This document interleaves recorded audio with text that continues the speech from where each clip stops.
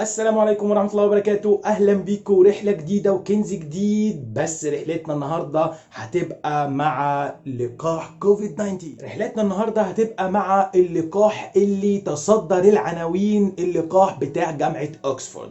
تعالوا نعرف القصة وراء ايه. بس قبل ما نبدأ الفيديو ما تنساش تعمل لايك وسبسكرايب وتفعل جرس التنبيهات عشان يوصلك كل جديد. كلنا الفترة اللي فاتت اتفرجنا على عمرو أديب وشفنا شوية حاجات على الدي ام سي كده بتتكلم عن لقاح نازل والشغل فيه بادئ من يناير تقريبا، والدكتور العظيم اللي صوره ملت الفيس اللي خريج كلية علوم جامعة عين شمس، دكتور احمد محمود سليمان، اللي طلع وضح حاجات كتير جدا جدا عن اللقاح اللي الشغل فيه بادئ من يناير تقريبا. ايه قصة اللقاح دوت؟ وعايزين نبسط الامور كفكرة لقاح نفسها للناس. اغلب الناس دلوقتي شغلها الشاغل هل هيبقى في علاج لكوفيد 19 قريب؟ هل هنشوفه متاح في الصيدليات؟ هل هنشوف نتائج الابحاث اللي كبرى الدول دلوقتي شغالة في منافسة شديدة جدا جدا بينها؟ خلينا نبدأ اول حاجة بالتركيب بتاع كوفيد 19. كوفيد 19 بشكل عام بيتكون من السفير اللي احنا شايفينها قدامنا ديت، والسفير دي عبارة عن ايه؟ طلع لها سبايكس كده او اشواك جواها الجيناتيك ماتيريال اللي هو RNA، وحواليها بروتين ممبرين اللي هو الانفلوب بتاع الفيروس. بص يا سيدي وركز معايا كده في رحلة الفيروس. لما انت بتروح تلمس اي سطح وبعد كده الفيروس يبدأ ياخد شكله او يبدأ ياخد مجراه جوه الحاجات المخاطية بتاعتك اللي جوه الجسم.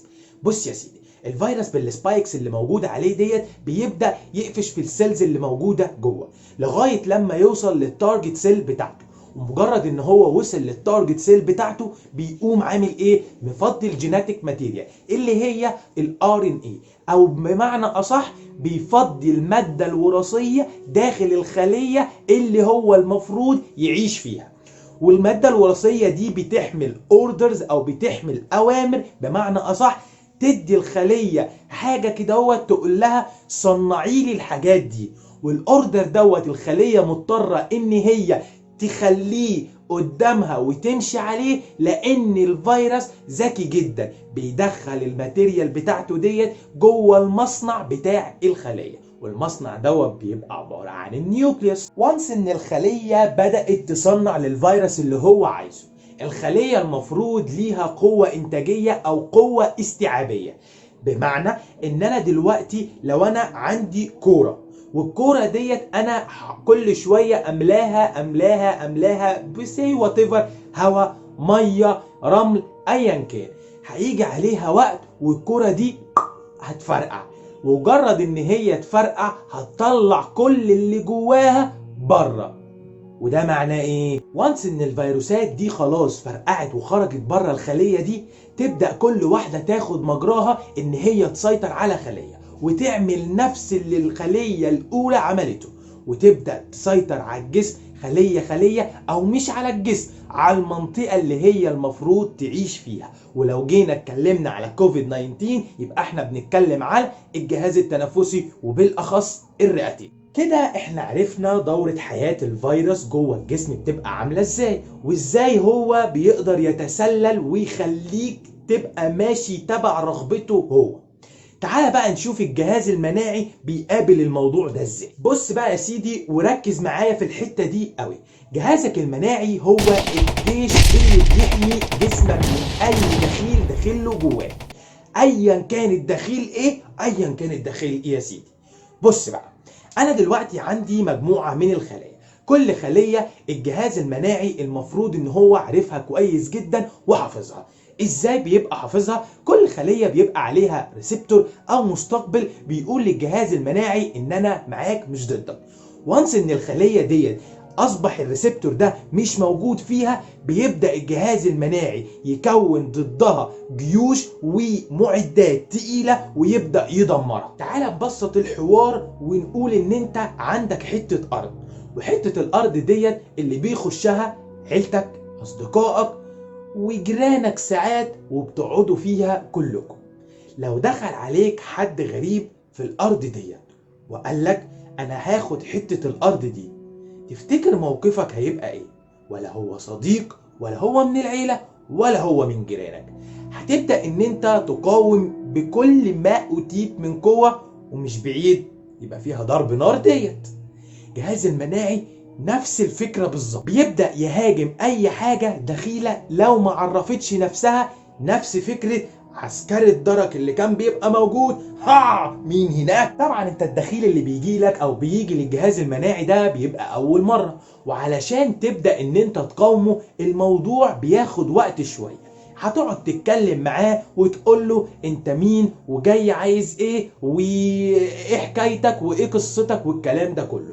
جهاز المناعي بيعمل نفس العملية، ويبدأ يتعرف على الدخيل دوت ويبدأ يفصص اجزائه. وبعد ما يفصص اجزائه يبدأ يكون ميموري سيلز، خلايا تفضل ذاكراه وتفضل عارفاه. مانس ان هي شافته تبدأ تهاجمه بدون رحمة اول ما يخش الجسم مرة تانية. بمعنى اصح بتقول له ما تجيش هنا تاني، وشك بقى مكشوف بالنسبة لنا. يا عم انت عمال تقول لي حياة الفيروس وانا بقاوم ازاي والكلام ده كله، طب بقى ما تخش في المفيد وفهمني ايه حوار اللقاح. بص بقى يا سيدي، لو تصبر عليا كنت زمانك فهمت. بص يا سيدي، اللقاح فكرته فكرة بسيطة جدا. انت بتاخد اي حاجة ليها علاقة بالفيروس. بمعنى ايه ليها علاقة بالفيروس؟ يعني حاجة من قطره كده زي شغل الدجالين. اللقاحات عشان تقدر تاخدها بتبقى في صورة inactive. يعني ايه في صورة inactive؟ في صورة غير نشطة، يعني ان هي ما تبقاش جوه الجسم تعمل لك مشاكل. بتبقى جوه الجسم بطريقة ان هي تحفز الجهاز المناعي ولكن لا تسبب لك الامراض. تعال بقى ننتقل للجزء الخاص بجامعة اوكسفورد واللقاح اللي هم بيجربوه دلوقتي. بدأ الشغل في يناير، وبدأوا على حيوانات زي الفئران والشمبانزي. بص يا سيدي بقى، الناس دي عملت ايه؟ جابت حاجة اسمها شمبانزي ادينو فيروس. ايه شمبانزي ادينو فيروس؟ دي حاجة هم اخترعوها كده في اللاب، اللي هو الفاكسين بمعنى اصح او اللقاح. عبارة عن ايه؟ هو عبارة عن الكوفيد 19 بس منزوع منه السبايكس، ومنزوع من المادة الوراثية بتاعته، الحاجة اللي تديله القدرة ان هو يسخر الخلية تخليه ان هو يعمل ايه؟ يتكاثر بشكل احنا ما نقدرش نسيطر عليه. جابوا الشمبانزي ادينو فيروس دوت وحقنوا بيه شويه فئران وحقنوا بيه شويه قرود، وشافوا النتيجه. بعد كده لقوا ان النتيجه طالعه 100%، مفيش التهاب رئوي اطلاقا. وهنا بقى نيجي لتاريخ 23/4/2020 حيث بدأت الدراسات السريرية فيز 1 فيز 2 انتقالا لفيز 3. في 1101 تطوعوا ان هم يجربوا الموضوع دوت. ال 1100 دولت اتقسموا لشقين. شق هيبقى الكنترول، او بمعنى اصح احنا هنديله اي حاجة غير الفاكسين بتاعنا. بمعنى نديله شوية فيتامينز، نديله اي حاجة نضحك عليه نقول له ان احنا ادينا لك الفاكسين ده. والحبة التانيين اللي هم 500 ل 550 هنديهم الفاكسين، ونشوف الجهاز المناعي هيعمل ايه، وهل الناس دي فعلا هتبقى عندها مناعة ضد الكوفيد 19 ولا لا. طبعا الناس ديت معافاة تماما ومش ثابت ان هم عندهم كوفيد 19 اطلاقا ولا اتصابوا بيه قبل كده. بالمناسبة المجموعة اللي هي بتبقى الكنترول ديت، الحاجة اللي احنا بنديها لهم دي بتبقى بلاسيبو. يعني ايه بلاسيبو؟ يعني العلاج بالوهم. طبعا كون الناس وصلت للتجارب السريرية معنى كده ان الفاكسين خلاص قرب، والكوفيد 19 ايامه بقت معدودة جدا جدا على سطح الكرة الارضية بتاعتنا. نبدأ نرجع لحياتنا الطبيعية ان شاء الله في القريب العاجل. تمنياتي لكل الناس المصابة بأي الأمراض بالشفاء العاجل. كان معكم محمد عاطف، انتظرونا رحلة جديدة في كنز جديد، وإن شاء الله الرحلة الجاية تبقى نهاية كوفيد 19.